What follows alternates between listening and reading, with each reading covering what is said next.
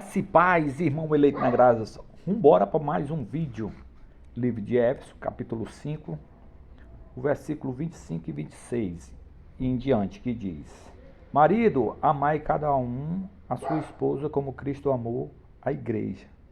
Ele entregou a vida por ela, por quem? Pela igreja, que é cada um de nós, a fim de torná-la santa, purificada e lavada com seu sangue, por meio que ele era a fonte da água da vida, por meio da água viva que era a palavra que ele trazia a cada um de nós. Assim fez para Deus apresentar a si mesmo, a si mesmo, como igreja gloriosa nós somos, para Deus agora.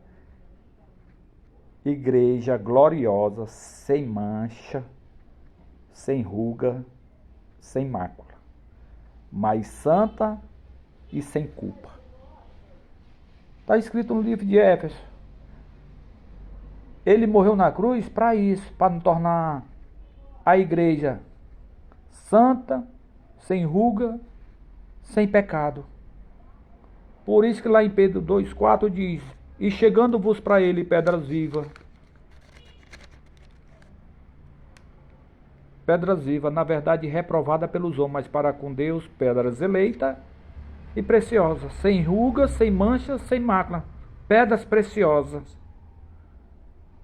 Zacarias 3,9 diz: Em apenas um dia Deus removeria o pecado dessa terra. Jesus, quando aparece no Rio Jordão, João aponta João Batista: Eis o Cordeiro de Deus que tira o pecado do mundo. Colossenses 2,14. Havendo ele riscado o escrito de dívida que era contra nós, nas suas ordenanças, que de alguma maneira nos era contrária, ele removeu inteiramente do meio de nós, quando morreu na cruz. Se ele é o Cordeiro de Deus que tira o pecado do mundo, e por que a igreja continua dizendo que nós somos pecadores? Que pecado era a transgressão da lei. Eu não recebi lei de Deus dada por Moisés, eu não estava nem no Monte Sinai, nem vocês. Pecado era a transgressão de lei de Moisés. Está lá em 1 João, capítulo 3, versículo de número 4. Pecado era a transgressão da lei de Moisés. E você recebeu esses mandamentos quando Moisés... Você estava lá quando recebeu? Não. Então Jesus veio fazer a nova aliança com o seu povo. Quem era? Era o judeu. Nós somos o povo gentil. Aqueles que eram dele não receberam. Ele disse que tinha outras ovelhas que não fazia parte desse aprisco, que era o gentil, que ia tornar os dois em um só.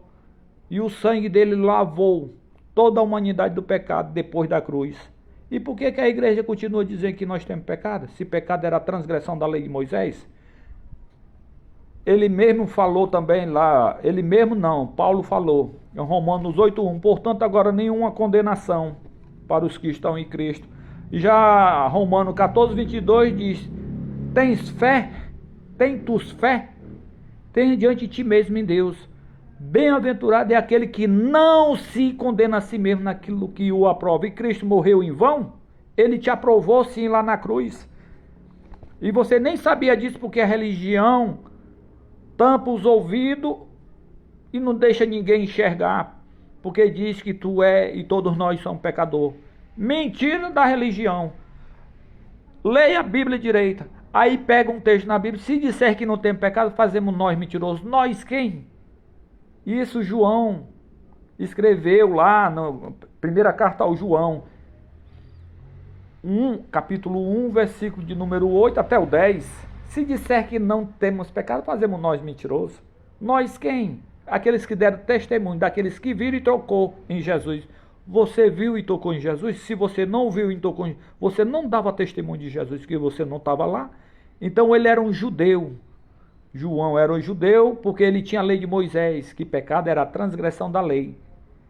Se disser que nós quem? Judeu, ei judeu, se disser que não temos pecado, fazemos nós mentirosos. Mas nós somos povo, a gente não tinha a lei de Moisés. Esses camaradas são cães gulosos, Isaías 56:11. Pastores sem entendimento, tudo que faz é por ganância. Cada um para a sua parte. Eles são cangulosos, pastores sem entendimento. Eles nada sabem, ainda vai dizer que nós somos pecador, onde pecado era a transgressão da lei. Irmão, essa é a verdade. Confira os textos, todos que eu disse aí, está na Bíblia narrado.